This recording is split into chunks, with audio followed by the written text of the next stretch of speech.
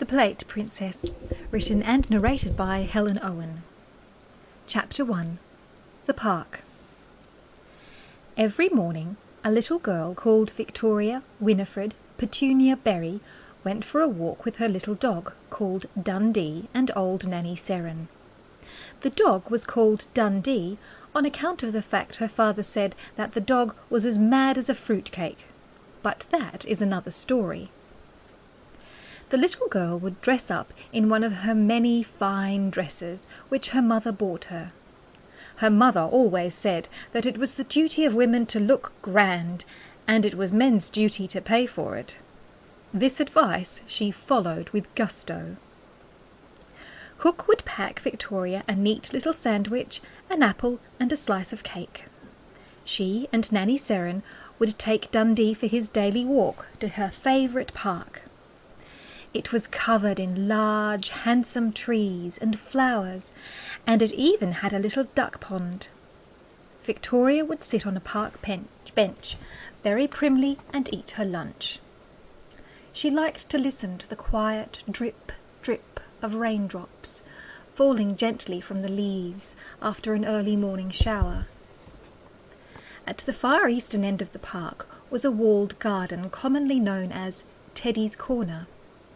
Beyond that was a little house occupied by the head gardener.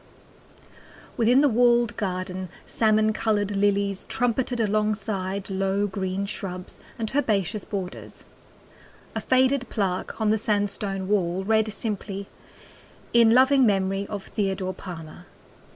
This was the soft, soundless memorial to the old janitor's boy who died at 12.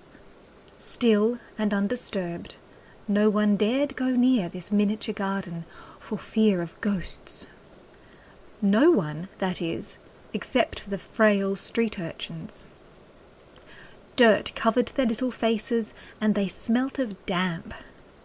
Faded by continuous hunger, their ghostly eyes stared out from the surrounding lonely streets. But here, in this little corner of the park, no one bothered them. They played and ate scraps and fought and fell silent unmolested. The janitor let them play there and have the first pick of all the rubbish. "Little imps," he said. "They're the only one what cares about my Teddy now. Besides, stops them stealing hot loaves." The janitor would give them his bag and they would rummage through it looking for food. Sometimes they would find half a banana or a stale muffin or bun. On summer afternoons, while fragrant blue clouds floated by, a frangipani tree let its blonde blossoms drop to the earth. Picking up the little white and yellow propellers, the children wedged them into all the nooks and crannies of the wall that encircled Teddy's Corner.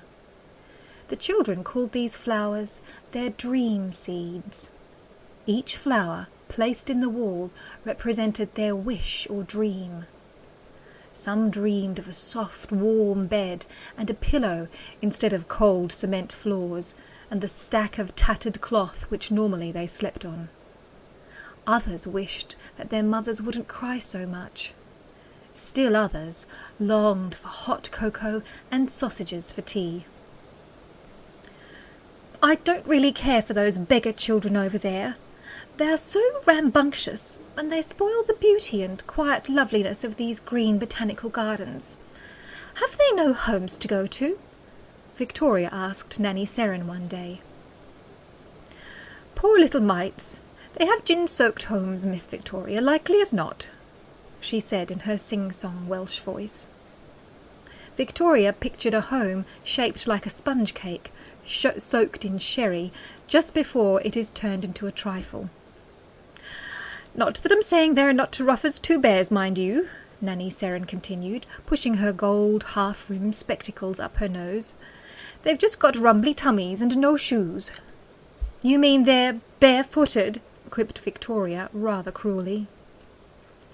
Dundee happily ate some cheese that had fallen from Victoria's sandwich, then trotted around, sniffing interesting smells that tugged at his wet nose. Victoria returned to her Madeira cake, and the ragamuffins played. Presently the janitor came by. His gloved hands picked up papers, old shoes, bottles, and all the usual litter of the park, which he put into a rough sack. "A lady's handbag's got nothing on what I picks up on me travels around this here old park," he said pleasantly as he passed. "Ugh," thought Victoria, her toes curling at this remark. "Hello, Mac," said Nanny Seren agreeably. "Not much sun today. Should be good for you redheads, although you're looking much brighter than the sun at this moment.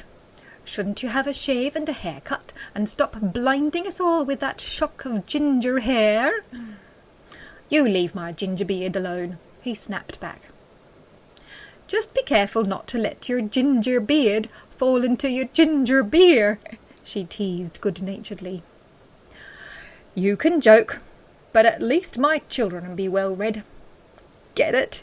He stretched out the joke. "Red and red," he explained, ruining the pun completely. "I get it, Mac," laughed Nanny Seren. The sound of the children in the ghost garden grew louder now. An irritated Victoria broke in on the adults' banter.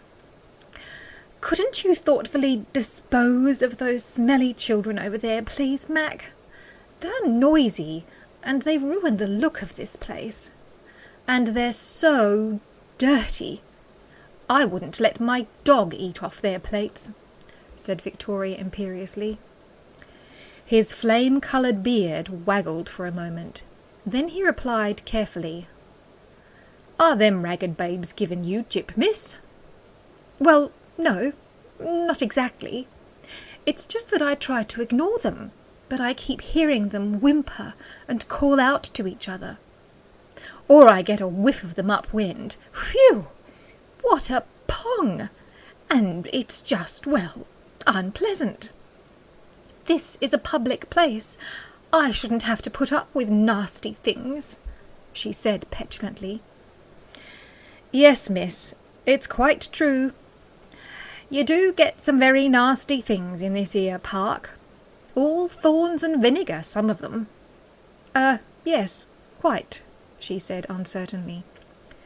Dundee started nipping doggedly at the janitor's heels.